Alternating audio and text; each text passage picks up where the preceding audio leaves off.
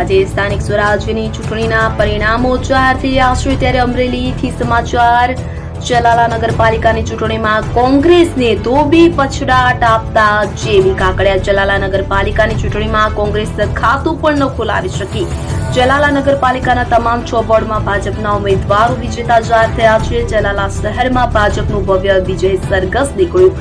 ધારાસભ્ય જેવી કાકડિયાની આગેવાનીમાં વિજય સરઘસ કાઢવામાં આવ્યું છે। ભવ્ય વિજયની પહેલેથી જ અપેક્ષા હતી તેવું જેવી કાકડિયાએ જણાવ્યું છે। તો ચૂંટણી દરમિયાન કોંગ્રેસે ઘણા ખેલ કર્યા તો ચલાલા શહેરને રળિયામણું શહેર બનાવવાની ઈચ્છા છે તેવું જેવી કાકડિયાએ જણાવ્યું છે।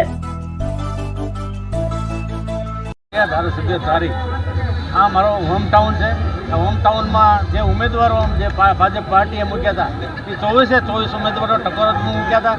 દાર મહારાજની કર્મભૂમિ આજે ભીમનાથ મંદિરમાં જે અત્યારે વિજય ઉત્સવ ઉજવી રહ્યા છે એ પણ ભીમનાથ મહાદેવની કૃપા। આજે 24 ઉમેદવારો જે નિષ્ઠાવાન ઉમેદવારો મૂક્યા છે ત્યારે જે ચલાલા શહેરનો સર્વાંગી વિકાસ થાય એના માટે 24 ઉમેદવારોનો રસ છે। મહેર બાપુ પણ એની ઉપસ્થિતિમાં આ બોડીને હેન્ડલિંગ કરવાના છે। ચલાલાનો સર્વાંગી વિકાસ થાય એના માટે પ્રયાસો કરવાના છે અને આજે અમારી જીત થઈ છે એ મોદી સાહેબની જીત છે, અમારી જીત નથી। આટલી ભવ્ય જીતની અપેક્ષા હતી? ભવ્ય જીતની અપેક્ષા તો હતી જ, કારણ કે ઘણા ખેલ આવ્યા, બધાને ખ્યાલ છે। કોંગ્રેસવાળાએ પણ ઘણા ખેલ કર્યા પણ એના નેતા વિહોણી પાર્ટી છે એટલા માટે એમાં સક્સેસ નહીં ગયા। અમારા નેતા નરેન્દ્ર મોદી સાહેબ છે એટલે અમે એની જે કામગીરીને જોઈને અમને લોકોએ મત આપ્યા છે। એને કામ કરવાની જ્યારે પદ્ધતિ આપી છે ત્યારે એને ચલાલાનો વિકાસ સર્વાંગી વિકાસ કરવા માટે બધા સહિયારો પ્રયાસ કરવાના છે। એમાં ગામ અમારી સાથે જ છે। ચલાલાને કેવું બનાવવાનું સપનું છે?